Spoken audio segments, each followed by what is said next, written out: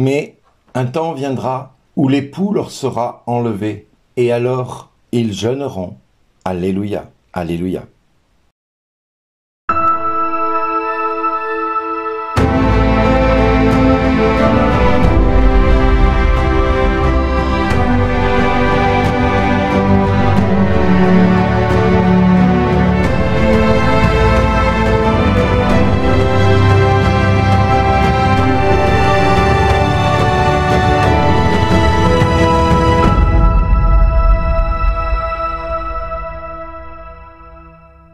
Aujourd'hui, le message vous est adressé par Bernard Dille. Bonjour les amis, décidément Jésus a le chic pour vraiment nous déconcerter, et en tout cas déconcerter les autorités de l'époque et les autorités politiques et religieuses de l'époque. Jésus a la particularité de nous permettre de nous approcher de son enseignement qui est une nouvelle doctrine.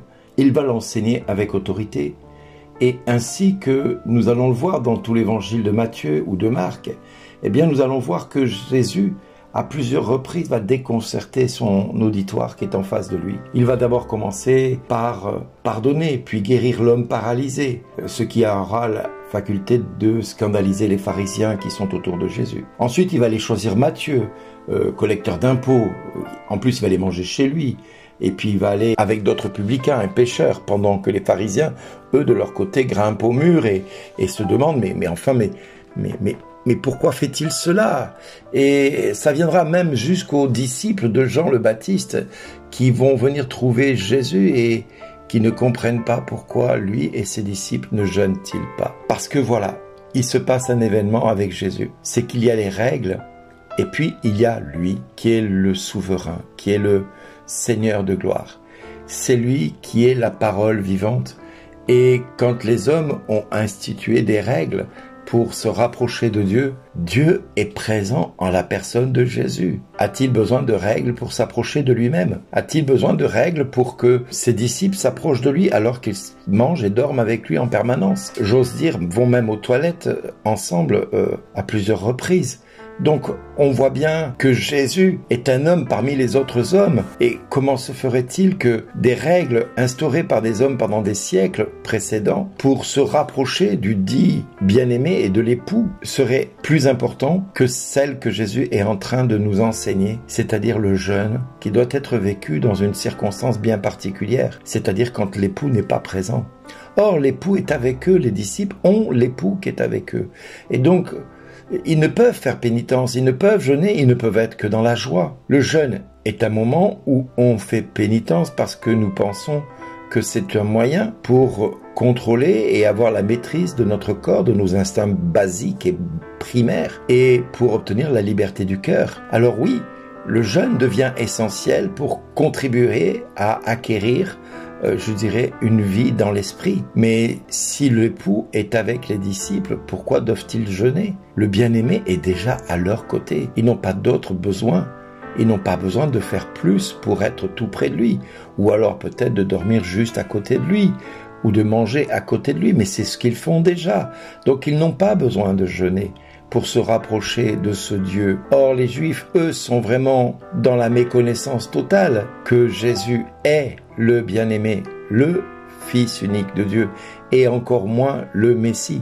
Donc, de fait, ils sont tous choqués par l'attitude de Jésus qui pousse ses disciples à être un peu rebelles à la loi pour un temps, parce que cette loi, c'est lui qui l'a instaurée pour justement que les hommes se rapprochent de lui. Mais comme l'homme est là et que Dieu est là, pourquoi mettre d'autres règles qui soient supérieures? Une fois qu'on a dit ça, on peut comprendre pourquoi Jésus parle de la miséricorde et du jeûne. Comment pouvait-il jeûner? La seule attitude, comme je l'ai dit, était la joie qu'il devait avoir, le bonheur d'avoir la présence de Dieu fait homme. Ça oui, comment pouvait-il jeûner si Jésus venait de leur révéler une nouvelle manière de se mettre en rapport avec Dieu à travers le Notre Père? Un esprit nouveau qui rompait avec toutes les anciennes façons de procéder, qui était vraiment une manière nouvelle de se rapprocher de ce Dieu qui s'est voulu proche des hommes, paix aux hommes de bonne volonté. Alors comme Jésus dit qu'il est avec nous jusqu'à la fin du monde, il ne l'est pas physiquement, mais il l'est par la volonté du Père de nous avoir donné l'Esprit Saint et avoir fait de chacun de nous le temple du Saint-Esprit. Et ce Saint-Esprit nous fait crier avec toute l'Église, Maranatha, viens Seigneur Jésus. Et c'est ce que nous proclamons, c'est ce que nous acclamons dans l'anamnèse. Quand nous disons, nous proclamons ta mort, nous annonçons ta venue et nous attendons ta venue dans la gloire. Voilà, et c'est ce que nous espérons de manière indéfinie et de manière définie également.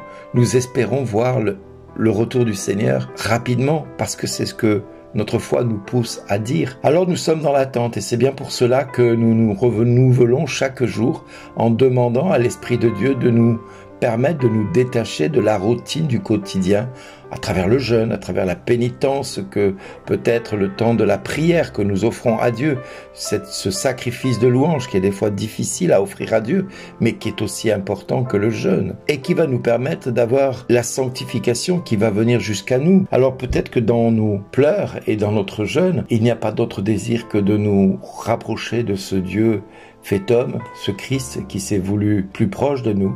Et pour cela, il n'a pas hésité du haut de la croix à dire à Jean, voici ta mère, et à Marie, voici ton fils. Et c'est peut-être auprès d'elle que nous devons nous tourner maintenant pour lui demander de nous aider à obtenir les grâces nécessaires pour vivre la joie des enfants de Dieu. Oui, Marie, aide-nous à rencontrer ton fils, aide-nous à découvrir dans les mystères de l'Évangile comment nous rapprocher de ton fils, toi qui es le tabernacle vivant du Seigneur, toi qui as porté le Fils unique de Dieu le Père et qui as voulu que tu sois pour nous la messagère de l'amour, la messagère de cette présence divine à nos côtés. Alors si le jeûne est le gouvernail de notre vie, eh bien toi Marie, tu en es, je dirais, le bateau sur lequel repose notre corps et qui veille à ce que nous nous rapprochons sans cesse de l'éternité par ta prière, par ta présence à nos côtés et dans l'Église. Marie, aide-nous pendant cet été à nous rapprocher sans cesse de ton Fils, à travers toutes les fêtes mariales, à travers ce mois de juillet qui est tourné vers le sang précieux de Jésus, que celui-ci n'ait pas coulé en vain, mais qu'il soit la source de toutes nos guérisons et délivrances.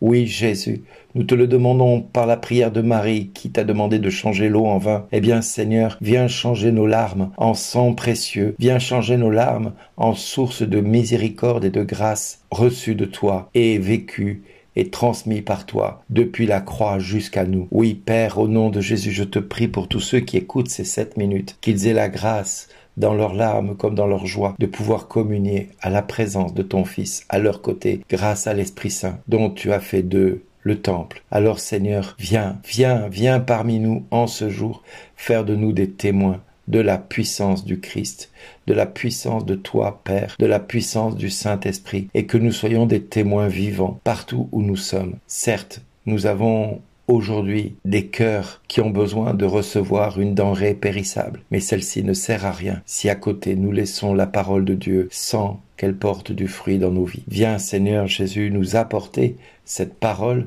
qui nous révèle la présence du Père à nos côtés par l'Esprit Saint. Et viens, Jésus, nous faire entendre ces mots d'amour que nous ne nous lassons pas d'entendre de la part de notre Père. Merci d'exister.